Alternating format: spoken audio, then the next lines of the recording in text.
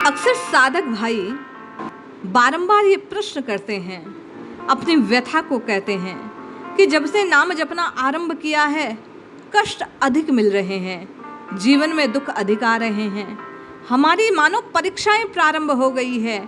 पहले तो कुछ शांति थी, लेकिन अब केवल विपरीतताएं नजर आती हैं। इन सब का कारण क्या है?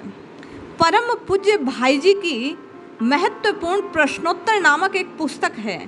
भाई जी से बार बार साधक यही प्रश्न करते थे। भाई जी ने दुख के कारण का जो निरूपण किया है, आइए उसे श्रवण करते हैं। हम आप भी समझकर राम राम राम की रटना लगाना निरंतर प्रारंभ रखते हैं।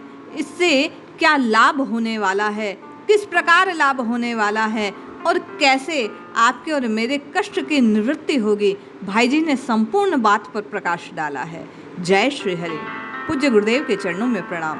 सभी नामनिष्ठ साधकों को जय जय श्री सीताराम। भाई जी कहते हैं कि आपके प्रश्न का उत्तर इस प्रकार है, भगवान दुख नहीं देते, दुख निवारण का उपाय अवश्य करते हैं, परंतु अपनी नासमझी के कारण हम उसको दुख मानने लगते हैं। भगवान की करुणामयी माता के सदृश स्वभाव से ही दयालु है। जैसे माता को अपने बालक पर सदैव सहज स्नेह होता है, उसी प्रकार भगवान पर हम सब पर स्वभावतः स्नेह रखने वाले हैं। बालक इच्छा अनुसार घूमता है, अपने अंगों में कीचड़ मल लेता है, उसे धोना नहीं चाहता। दयामयी जननी बालक के हित के लिए उसकी इच्छा के विपरीत उसे ठंडे जल से नहलाती है, तो बालक रोता है, चिल्लाता है, मन ही मन समझता है कि माँ उसे दुख दे रही है। परंतु क्या ऐसी बात है? अरे माता तो उसे सुखी और स्वस्थ बने रहने के लिए क्षणिक कष्ट उसको स्वीकार कराती है। इस प्रकार जीव भी भगवान का बालक है। हमारे आपके कष्ट, पूज्य भाई जी कहते हैं, हमारे कर्मों के कारण ही प्रारब्ध बन हमसे लिपट गए हैं।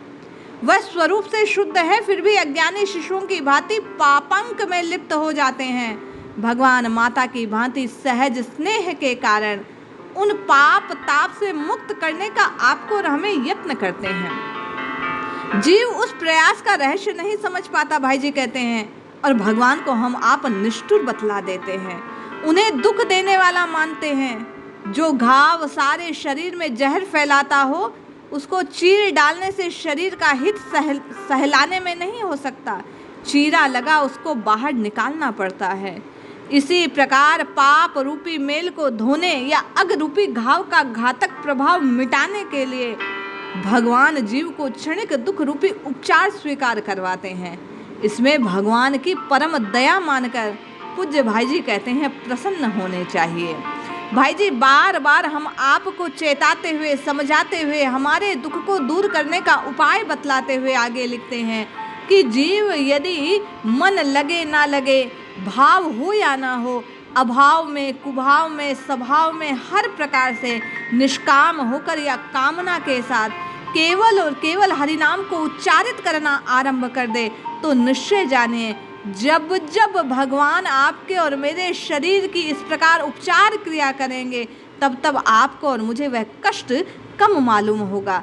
जैसे उपचार के समय शून्य का इंजेक्शन लगाने पर उपचार के समय हुआ दर्द अनुभूत नहीं होता, उसी प्रकार साधक यदि नित्य निरंतर राम राम राम राम राम राम जपता रहे, तो उसे भी प्रारब्ध को काटने के लिए, आने वाले कष्टों से निकलने के लिए दुख का अनुभव नहीं होता।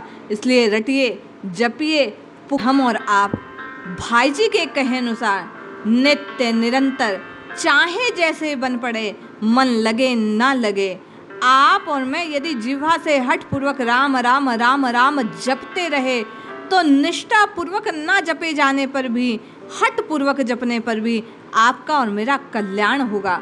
आपको और मुझे कष्ट से जूझने की ताकत मिलेगी।